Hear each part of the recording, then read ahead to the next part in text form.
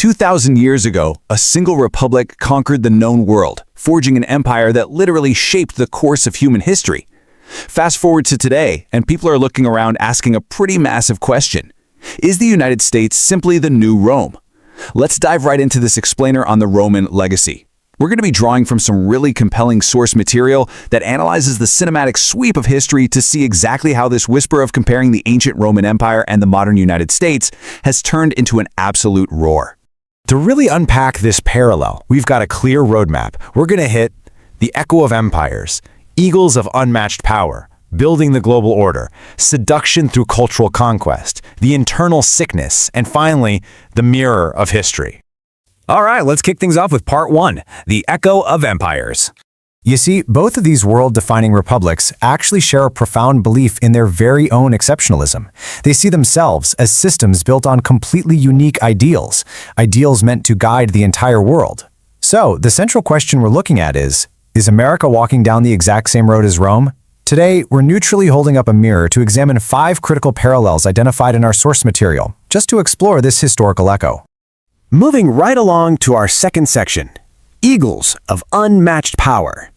Just think about the shared iconography for a second. The Roman aquila, or the eagle, wasn't just a flag. It symbolized absolute, unquestionable dominance, completely enforced by highly lethal legions.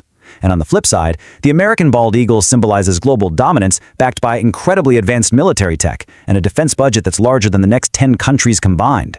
But here's the real secret. Rome's true strength wasn't actually just in the sword. It was in their logistics, their ability to build forts and supply lines faster than their enemies could even mobilize. And similarly, America's true power, it lies in its massive logistical machine. Now, this logistical superiority gives birth to concepts like the Pax Romana, or today, the Pax Americana. We're talking about a global order, a peace bought and enforced by unrivaled military logistics, supply chains, and power projection. Rome could move legions across the freezing forests of Britannia at speeds that were totally unprecedented back then. Today, America can project power via C-17 Globemasters anywhere on Earth within 48 hours. Both of them engineered a global peace dictated entirely by their own terms, bought with iron and technology. 750. That is the sheer number of military bases the United States currently maintains spread across 80 different countries. To put that into perspective, in antiquity, Rome had its client states, kingdoms that were technically independent, but at the end of the day bowed completely to Rome's will. Today, America has allies that host its troops and align with its foreign policy. The terminology might be different, but the model of global enforcement, it's practically identical. Which brings us to section 3, building the global order. We all know the Romans were master engineers. They laid down over 50,000 miles of sophisticated, paved roads, not to mention massive aqueducts carrying water for hundreds of miles. But the crucial takeaway here is that these weren't just built for convenience or a smooth chariot ride. No, they were strict instruments of commerce and military control. These roads moved legions at lightning speed to crush rebellions, and they carried grain to feed the capital. They were quite literally the arteries of the empire. When we compare this to modern times, our source notes a really fascinating evolution. Rome built physical roads, cobblestone, aqueducts, green routes. America, however, built the invisible roads of our modern world. We're talking about the internet, which, remember, actually started as a U.S. military project. Then there's the GPS system, a constellation of satellites owned and operated by the U.S. Air Force that billions of people use for free every single day. And of course, the global financial system, running on the U.S. dollar and the SWIFT banking network. These digital and financial roads grant unparalleled global control, allowing the superpower to sever entire nations from the world economy in an instant. Let's shift gears to section 4, seduction through cultural conquest. Because you see, it wasn't just about military and engineering might. The true genius of both was seductive cultural conquest. Rome didn't just conquer you by the sword. It convinced you that you actively wanted to be Roman. They offered citizenship, grand theaters, public baths, and a unified legal system. Fast forward to today, and this translates seamlessly to Americanization. America's absolute most potent weapon might just be its soft power.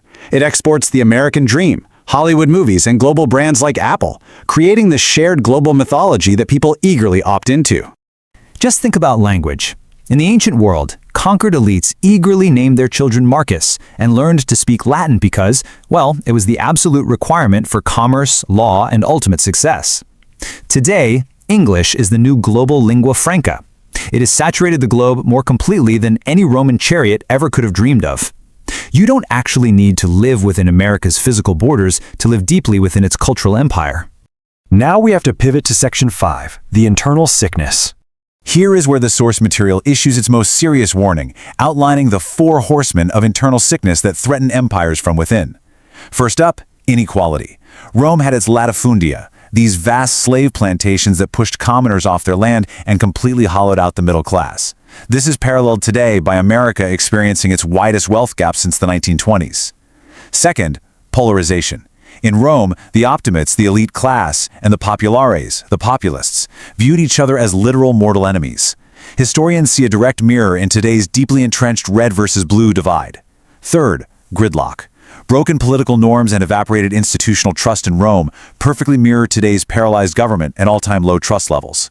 And finally, decay and war. Rome suffered the loss of its traditional ancestral values, demanding bread and circuses, while its military was stretched way too thin. Today, the source points to a raging culture war and a military strained by decades of forever wars. So, what actually happened to Rome? Well, the Republic didn't survive this sickness. The paralyzed gridlocked system, fueled by severe infighting between elites and populists, ended up empowering ambitious generals. This paved the exact way for Julius Caesar to cross the Rubicon and destroy the Republic. And honestly, the most chilling detail from our historical source, he did it to the absolute cheers of the common people. The public was so desperate for anyone to just fix the broken system that they gladly traded their liberty for order, bringing about Emperor Augustus and ending the Republic forever. Which brings us to our final part, Section 6, the mirror of history. Consider this incredibly powerful warning from the text. History is not a destination. It is a warning. It is a mirror.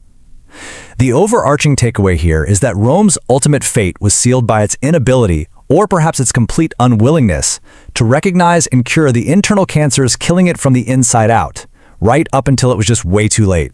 So, as we wrap up this explainer on the Roman legacy, we want to leave you with the only question that truly matters right now.